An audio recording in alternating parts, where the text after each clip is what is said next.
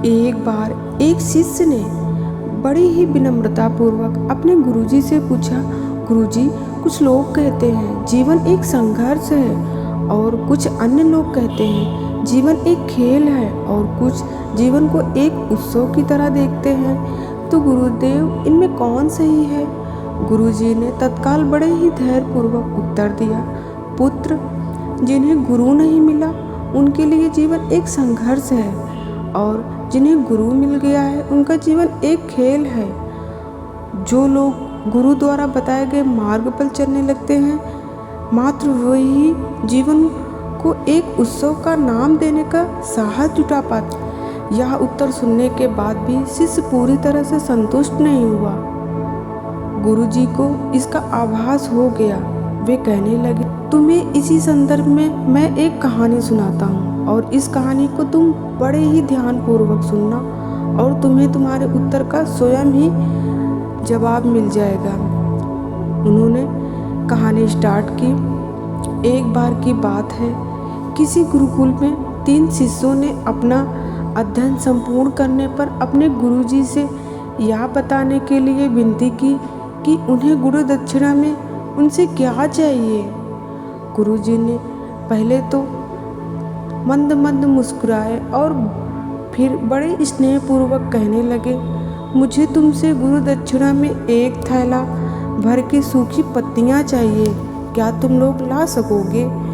वे तीनों मन ही मन बहुत प्रसन्न हुए क्योंकि उन्हें लगा वे बड़ी आसानी से अपने गुरुजी की इस इच्छा की पूर्ति कर सकेंगे। सूखी पत्तियां तो जंगल में हर जगह बिखरी ही रहती हैं। वे उत्साहपूर्वक एक ही स्वर में बोले, गुरुजी, जैसी आपकी इच्छा। वो तीनों शिष्य चलते चलते एक जंगल में पहुँचे, लेकिन यह देखकर वो काफ़ी हैरान हो गए क्योंकि यहाँ पर सूखी पत्तियाँ केवल एक मुट्ठी भर ही थी। उनके आश्चर्य का ठिकाना ही ना रहा। वे सोचने लगे कि आखिर जंगल में कौन सूखी पत्तियाँ उठा ले गया। इतने में ही उन्हें दूर से आता हुआ एक किसान दिखाई दिया। वे तीनों उस किसान के पास गए और बड़ी ही विनम्रता पूर्वक याचना करने लगे कि उन्हें एक थैला भरकर सूखी पत्तियाँ दे दे। अब उस किसान ने उनसे क्षमा मांग लिया और उन्हें ये बताया कि वह उनकी मदद नहीं कर सकता क्योंकि उसने सूखी पत्तियाँ का पहले ही ईंधन के रूप में प्रयोग कर चुका है। अब वे तीनों पास ही में बसे एक गांव की ओर इस आशा से बढ़ने लगे कि हो सकता है वहाँ उस गांव में उनकी कोई सहायता कर सके। वहाँ पहुंचकर उन्होंने एक व्यापारी को देखा तो बड़ी उम्मीद से उसके पास गए और उनसे विनती करने लगे कि एक थैला भरकर मुझे कुछ सूखी पत्तियाँ दे दें। प्रार्थना करने लगे कि लेकिन उन्हें फिर से एक बार निराशा ही हाथ आई क्योंकि उस व्यापारी ने पहले ही कुछ पैसे कमाने के लिए सूखी पत्तियों को दोने बनाकर बेच चुका था। लेकिन उस व्यापारी ने उदारता दिखाते हुए उन्हें एक बूढ़ी माँ का पता बताया और उसने कहा कि तुम तीनों लोग वहाँ जाओ और वहाँ पत्तियाँ तुम्हें मिल जाए। सोच कर वो तीनों उस बूढ़ी माँ के पास गए। आश्चर्य की बात यह है कि भाग्य ने यहाँ पर भी उनका साथ नहीं दिया क्योंकि वह बूढ़ी माँ तो उन पत्तियों को अलग अलग करके कई प्रकार की औषधियाँ पहले ही बना चुकी हैं।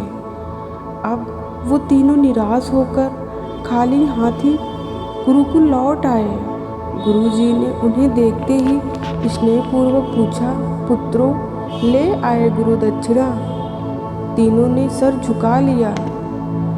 गुरुजी दोबारा पूछे,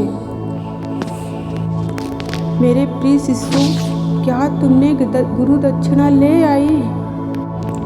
गुरुजी के दोबारा पूछने पर एक शिष्य ने आखिर बोल ही दिया, गुरुदेव, हम आपकी इच्छा पूरी नहीं कर पाए।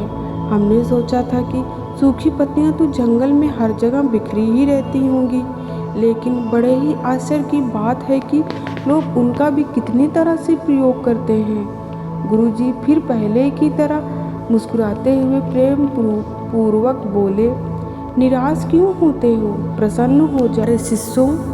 सूखी पत्तियां भी व्यर्थ नहीं हुआ करती, बल्कि उनके भी अनेक उपयोग हुआ करते हैं। प्यारे शिष्यों, मैंने आप लोगों को जो ज्ञान की बातें बताई, आज मुझे गुरु दक्षिणा के रूप में यही दे दो।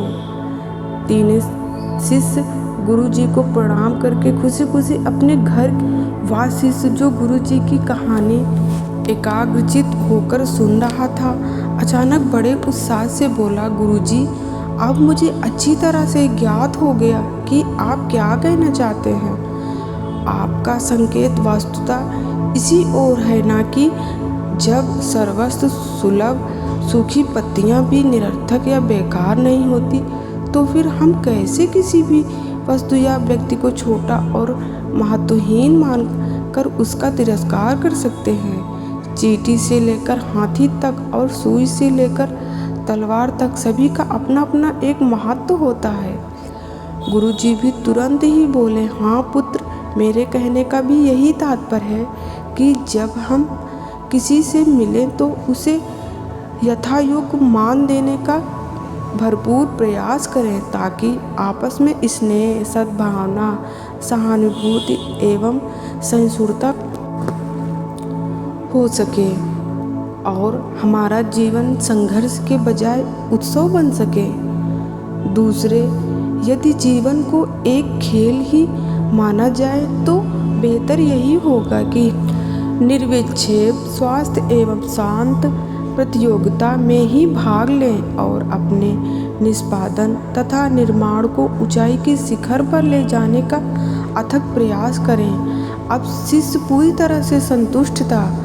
अंततः मैं यही कहना चाहती हूँ कि यदि हम मन, वचन और कर्म, इन तीनों ही स्तरों पर इस कहानी का मूल्यांकन करें तो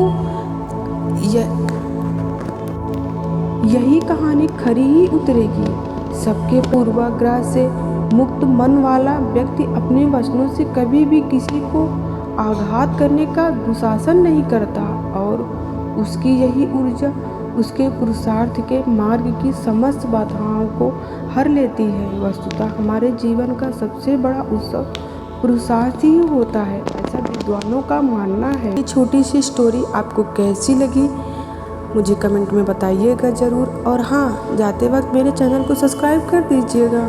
थैंक यू।